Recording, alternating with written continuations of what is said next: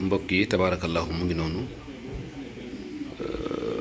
nit buy def te yàlla tax du bëgg ku ko wax waaye yow mi ñuy defal te yàlla taxit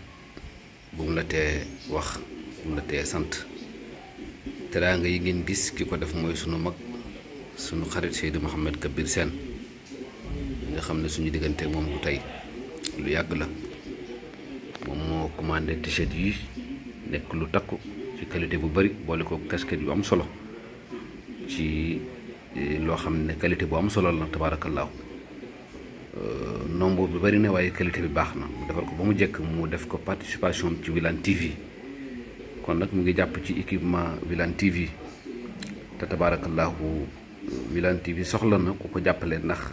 li ñuy liggéey suñu mayee bopp yeggu ca su amee nag ku mel ni Mouhamadul Kabir Sène nekk ba États-Unis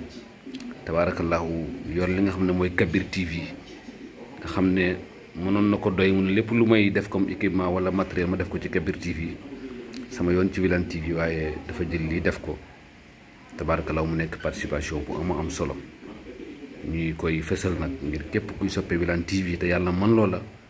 nga def ko moom jàpp ci ku mën a jënd caméra jox ñu nga jënd ko jox ñu ku mën a